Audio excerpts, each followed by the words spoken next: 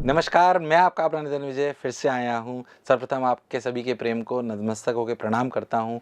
ये वीडियो कोई motivational video नहीं है, स्ट्रैटेजिक वीडियो है, खास तौर से नीट के बच्चों के लिए और उन बच्चों के लिए जो 11th से 12th मूव कर रहे हैं और आने वाले समय में डॉक्टर का सपना बनने का पूरा करना चाहते हैं। तो ये वीडियो है उनके लिए जो कई बार ऐसे सोचते हैं 11th बर्बाद हो गई, बर्बाद के साथ साथ कई बार ऐसे सोचते हैं जिन्होंने सोचा भी नहीं।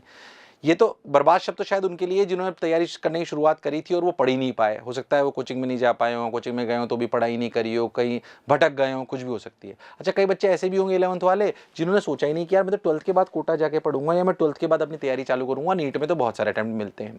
ये समस्या नीट वाले बच्चों के साथ बहुत ज़्यादा होती है।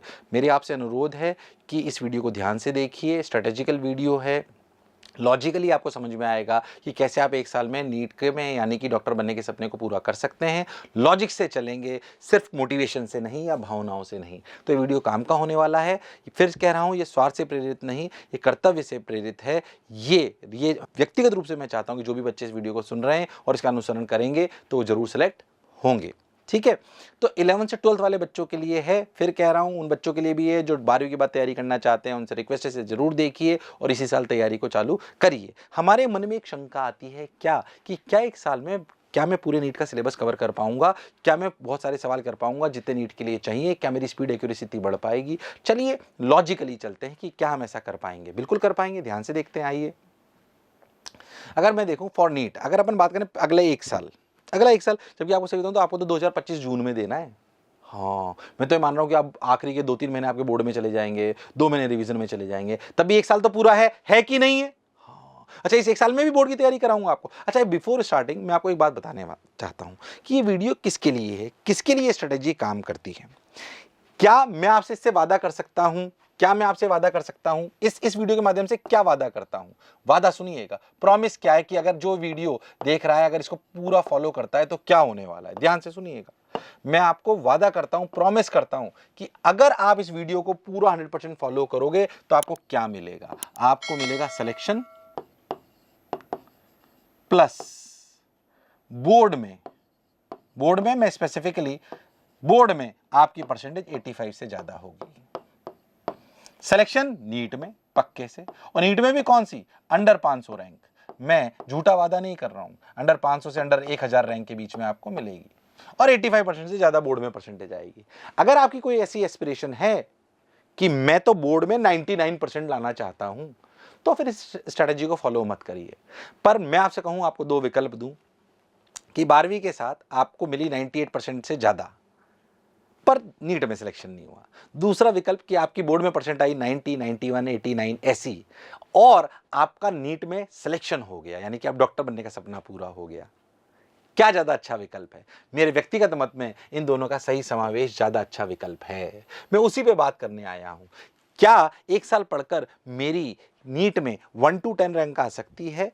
थोड़े चांसेस कम होते हैं पर आ सकती है, ऐसा नहीं है। जेई में चांसेस और कम होते हैं, नीट में पर ज्यादा होते हैं। आ सकती है, बट हाँ उसकी प्रोबेबिलिटी थोड़ी कम हो सकती है। जीवन में असंभव कुछ नहीं होता, इस बात से मैं सहमत हूं, बट फिर भी थोड़े चांसेस कम होते हैं। पर क्या ये हो सकता है? 100% हो सकता है भाई।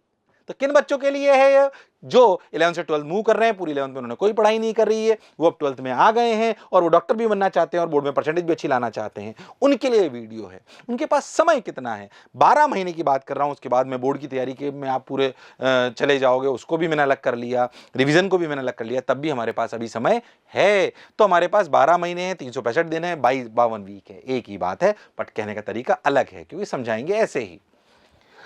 मेरी आपसे पहली प्राथमिकता क्या है भाई? ये सब करने के लिए एक बात तय है कि 12 घंटे तो पढ़ना पड़ेगा, हार्ड वर्क। इसका मेरे पास कोई विकल्प नहीं है। करोगे कि नहीं करोगे भाई? अगर चाहते हो कि सिलेक्ट हो जाओ, डॉक्टर बन जाओ और बोर्ड में 85% 90% से ज्यादा आ जाए, क्या इसके लिए हार्ड वर्क करना पड़ेगा? हाँ, 12 घंटे तो पढ़ना पड़ेगा भाई। अरे 12 घंटे पढ़िए, 6 घंटे सोइए। 12 घंटे में आपके लर्निंग आवर्स को मिला के बोल रहा हूं, यानी कि जिस भी आप कोचिंग में जाते हो उसको मिलाकर। अच्छी बात है सर, 12 घंटे और 6 घंटे सोना है, कितने हो गए? 18। तब भी जीवन में अपने परिवार के लिए, अपनी थोड़ी बहुत मौज मस्ती के लिए, खेलने के लिए 6 घंटे बचते हैं। चाहो तो कर सकते हो। हाँ सर, बात तो आप बिल्कुल सही कह रहे हो, पर इसके लिए अनुशासन चाहिए। तो पहली शर्त यह है भाई, इसके बिना कोई कोचिंग संस्थान, कोई एजुकेटर कुछ नहीं कर सकता। ये तो करना ही पड़ेगा। हाँ सर, बात बिल्कुल सही है। इसमें 12 घंटे पढ़ने कैसे हैं?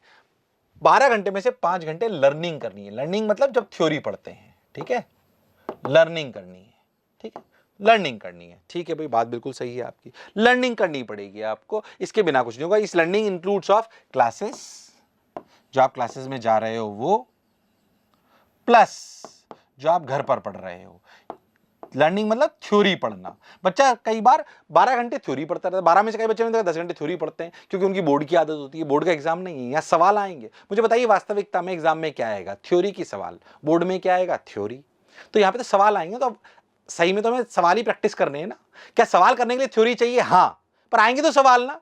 तो सवाल ही नहीं करोगे तो फिर कैसे बात बनेगी? क्या सवाल करने के लिए थ्योरी पढ़नी पड़ेगी? हाँ, इसलिए 5 घंटे से 5 साढ़े 5 घंटे ज्यादा हम थ्योरी नहीं पढ़ेंगे। इसमें क्लासेस भी हो जाएंगे। अगर आप पूरे साल में देखोगे तो सर अभी तो हमारी क्लासेस 6 घंटे होती है, कोई बात नहीं, बहुत सारा टाइम ऐसा भी आएगा जब क्लासेस नहीं चल रही होगी, तो एवरेज आउट इतना हो जाएगा, टेंशन मत लीजिए। हाँ सर, 6 घंटे क्या करेंगे? सवाल जो रियलिटी में आने वाले हैं, यानी कि क्वेश्चंस की प्रैक्टिस करेंगे, और 1 घंटे क्या पढ़ेंगे? बोर्ड, जिसके बारे में मैं आपसे बात कर रहा था कि रोज 1 घंटे बोर्ड पढ़ेंगे। ओहो, अगर ये फॉलो कर लोगे तो आपका सिलेक्शन कोई भी रोक नहीं सकता, ना आपकी परसेंटेज कोई रोक सकता है। क्या कर सकते हो? इतनी मेहनत लिख दो। हाँ सर हम करके बताएंगे। लिख दो, हाँ सर करके बताएंगे। अरे नीट वाले बच्चों शर्माओ मत, कर सकते हो नहीं कर सकते हो। ये मत सोचना 12वीं के बाद आऊंगा 5 अटेम्प्ट के लिए, 3 अटेम्प्ट के लिए, नहीं, अभी करना है। 12वीं के साथ सिलेक्ट हो सकते हो, क्यों साल खराब करेंगे? अरे डॉक्टरों को तो वैसे ही यार आगे बहुत पढ़ना पड़ता है, एमबीबीएस में 5 साल लग जाएंगे, पीजी करनी पड़ेगी, उसे डॉक्टर बनते बनते 30 साल लग जाएगा, यहीं पे 2-3 ड्रॉप ले लोगे। तुम्हें तो ज्यादा जल्दी करनी चाहिए। मैंने अमूमन पता है क्या देखा है, मतलब पता नहीं मुझे ऐसा अजीब सा लगता है, जो जेई के बच्चे होते हैं ना, वो तो 11 से ज्यादा तैयारी करने लग जाते हैं, 12 से ज्यादा तैयारी करने लग जाते हैं। नीट वाले सोचते हैं मेरे को तो 2-3 अटेम्प्ट है। अरे जेई वालों को तो 4 साल बाद ही नौकरी लग जाती है भाई, अच्छी।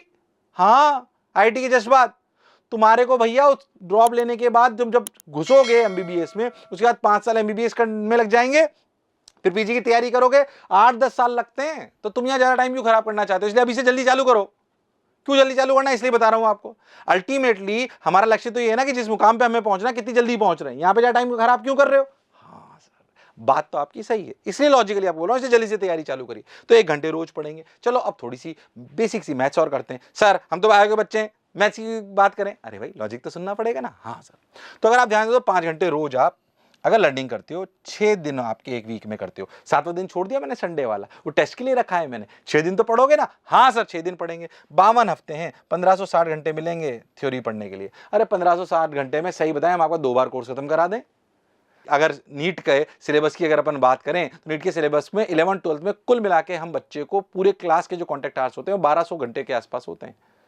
1000 घंटे बस से 1200 घंटे में बहुत अच्छे से बच्चे का बहुत बढ़िया से सिलेबस खत्म होता है, बहुत बढ़िया से, बहुत आसानी से, शानदार तरीके से। अरे हाँ, तो ये तो बहुत बढ़िया है, इसमें तो घर पढ़ लेंगे सब कुछ हो जाएगा। ऐसे ही क्या 6 आवर्स अगर हम रोज सवाल करते हैं 6 days अ वीक, 52 हफ्ते, तो 1872 घंटे मिलेंगे, 1872 आवर्स। क्या ये प्रैक्टिस के लिए कम है? बिल्कुल कम नहीं है भाई, बिल्कुल कम नहीं है, बिल्कुल 100%। हो, थोड़ा और इस प्रैक्टिस के बारे में समझाता हूं, क्योंकि मेरा ऐसा मानना है कि 25 से 30,000 सवाल अगर बच्चा नीट वाला कर ले और उन्हें रिवाइज कर ले तो उसकी अंडर 1000 रैंक आ जाती है। उस जाहिर सी बात है उसकी एक्यूरेसी होनी चाहिए, स्पीड होनी चाहिए, वो स्किल का एक पैरामीटर है, पर वो होना चाहिए। पर अगर आपको एकेडमिक ज्ञान वाइज बात करें, एकेडमिक प्रैक्टिस की बात करें, तो अगर आप बच्चा कोई भी 25 से 30,000 से ज्यादा सवाल कर लेता है तो डॉक्टर बनने की प्रक्रिया में आ जाता है। क्या हम वो कर सकते हैं? हाँ। अच्छा एक बताओ, 1872 घंटे अगर तुम्हें मिल रहे हैं, तुम्हें नहीं लगता तुम्हें 1 घंटे की स्पीड तुम्हारी 20 क्वेश्चंस पर आवर होनी चाहिए? प्रैक्टिकली तुमसे नीट डिमांड करता है 45 क्वेश्चंस से लेकर 50 क्वेश्चंस पर आवर की स्पीड, तभी तो आपका पेपर कंप्लीट होगा। पर जब हम प्रैक्टिस करते हैं तो हम ज़्यादा फोकस करना चाहते हैं, हर सवाल को ढंग से पढ़ना चाहते हैं, तो एग्जाम में देना और प्रैक्टिस में देना अलग होता है। पर फिर भी जब प्रैक्टिस करोगे तो 20 की स्पीड तो होनी चाहिए। सोचो 20 प्रति घंटे की स्पीड से अगर सवाल करोगे तो 37,000 सवाल कर पाओगे। 300 सवाल एक चैप्टर पे कर लो, चैप्टर समझ नहीं आया, ऐसा हो ही नहीं सकता। हाँ सर, बात तो आपकी बिल्कुल सही है, ठीक सर समझ आ गई ये वाली बात, ठीक है। अब क्या करें?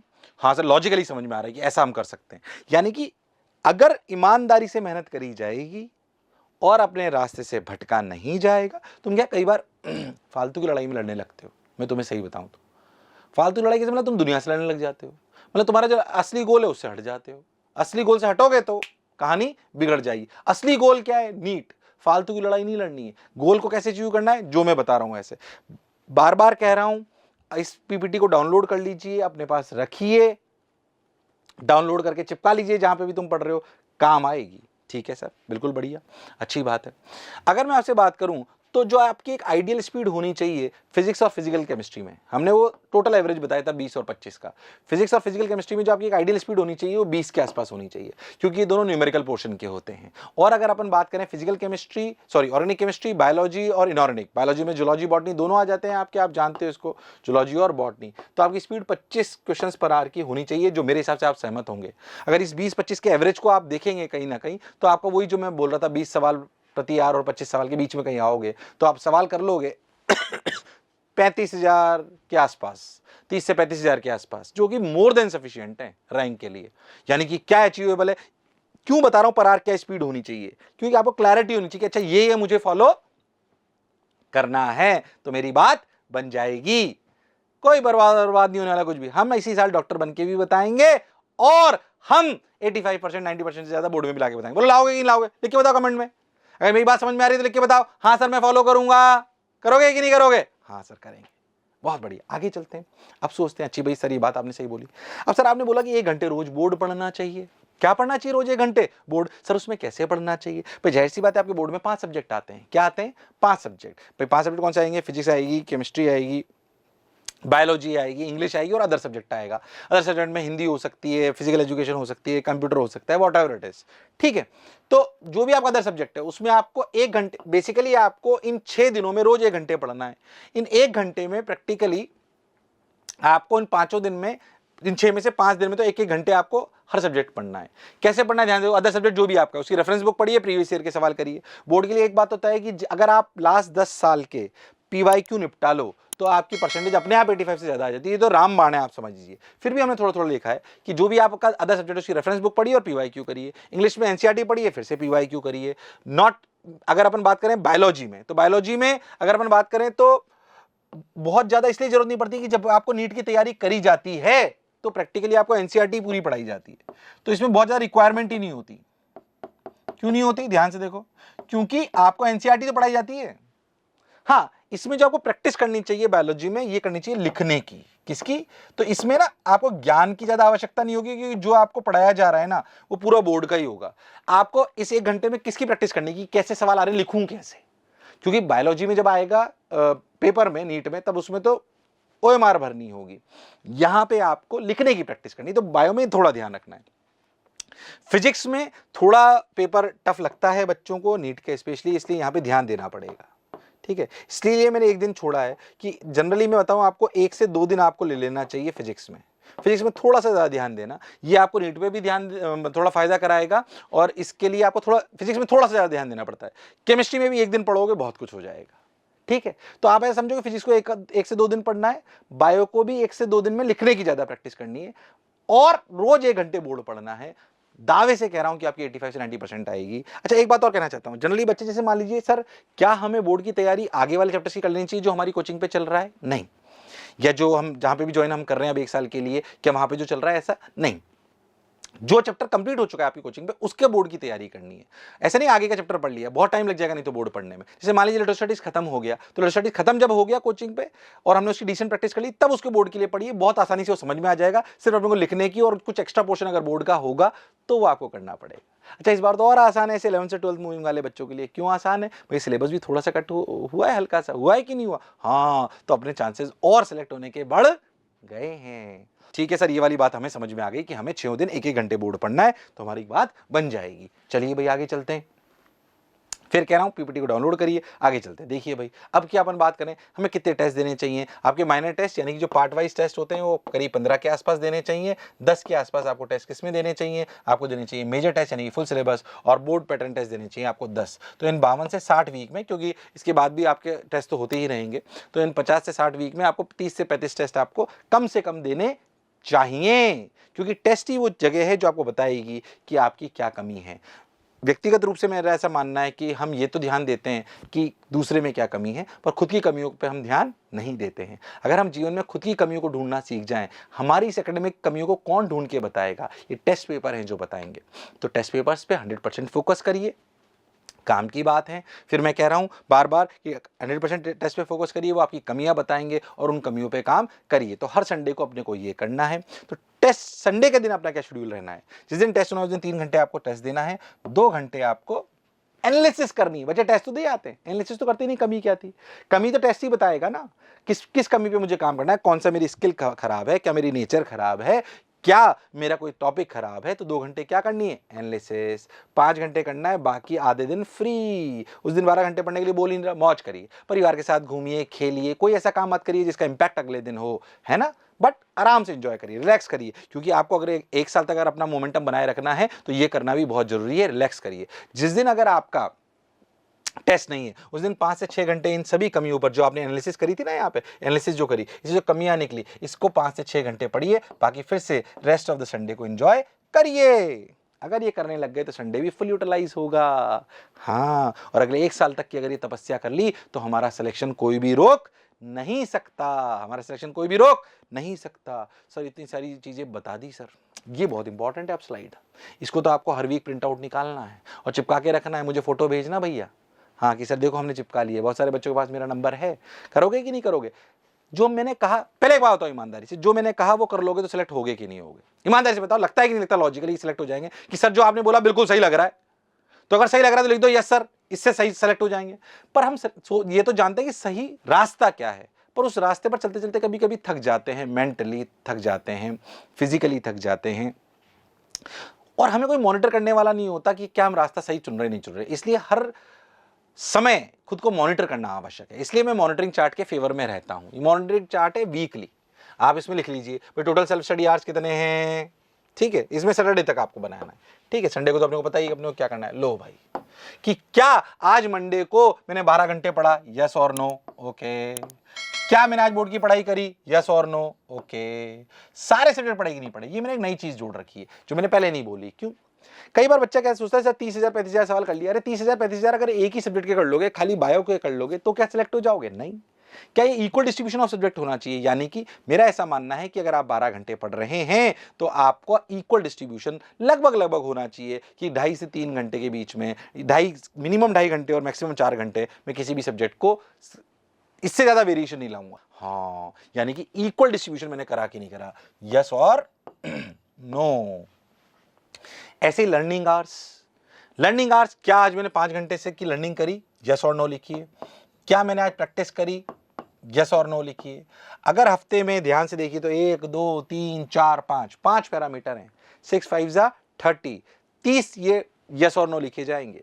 अगर हर हफ्ते तुम ये यस तुम्हारे 25 से ज्यादा हो गए और ऐसा तुमने 52 वीक तक मेंटेन कर लिया, अपने अनुभव से कह रहा हूं कि तुम्हारे सिलेक्शन 100% हो जाएगा और बोर्ड में भी परसेंटेज अच्छी आएगी। तो इस मॉनिटरिंग चार्ट को जहां पर भी पढ़ते हो वहां पर चिपका लीजिए, ताकि आप सिलेक्शन के पास चले जाएं।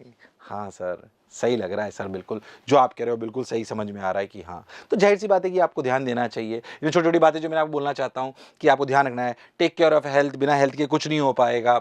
मॉनिटरिंग चार्ट को फिल करिए, स्ट्रेटेजी चेंज मत करिए। अगर आपको जो आज मैंने स्ट्रेटेजी बताई वो बिल्कुल सही लग रही है तो फिर ऐसा नहीं 2 दिन बाद किसी और ने बताई तो चेंज कर ली। जो मैं बोल रहा हूं सही है तो इस पर विश्वास करना है तो पूरा करना है। एक्चुअली क्या होगा, ऐसा नहीं कि जो दूसरा पढ़ा रहा है वो भी गलत है। अगर फिर हम इधर उधर स्विच करते रहेंगे तो फिर हमें फायदा नहीं होगा, है ना। कि मैंने बोला ये करना, फिर उसने बोला ये करना, फिर उसने बोला ये करना, हमारा विश्वास टूट जाता है और हमारे सिलेक्शन से हम दूर हो जाते हैं। Make sure of regular routine, जो मैंने आपको बोला बहुत इंपॉर्टेंट है। और एक और बात, स्टडी मटेरियल को भी रोज रोज चेंज मत करिए। मान लीजिए आप मोशन के स्टडी मटेरियल को यूज करते हैं, मोशन में पढ़ते हैं, कहीं के भी करते हैं, जिसको आपने सोच समझ के चुना है, फिर उसको रोज रोज चेंज मत करिए बुक्स को। वरना क्या होता है कि वो बोलते हैं ना कि एक ही जगह गड्ढा खोदो तो पानी निकल आता है, अलग अलग जगह खोदोगे तो नहीं निकलेगा। ये बात मैं बार बार बोलता हूं, तो चेंज हो जाएगा, ठीक है।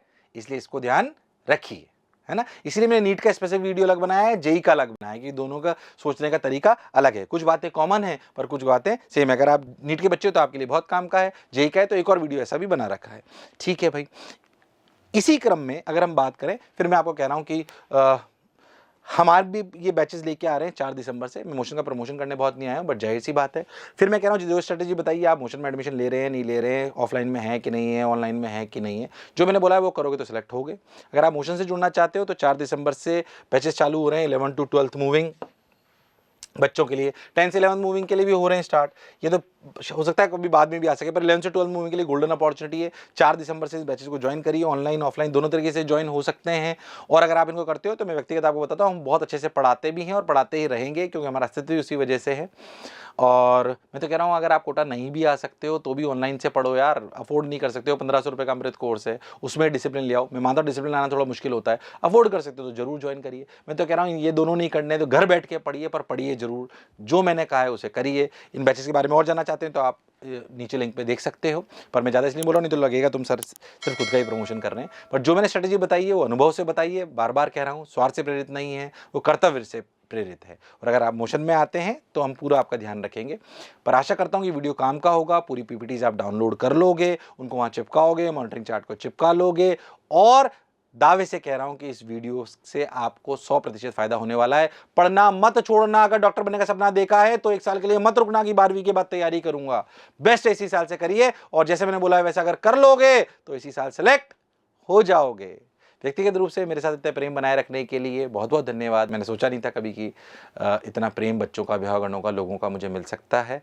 I really mean it. तो इसे बनाए रखिए। मैं भी प्रयास करूंगा कि शिक्षा के क्षेत्र में जरूर कुछ ना कुछ अच्छा करता रहूं, इनोवेट करता रहूं, ताकि मध्यम वर्गीय परिवार के एवरेज बच्चे, मेरे जैसे बच्चे, अपने सपनों को पूरा कर पाएं।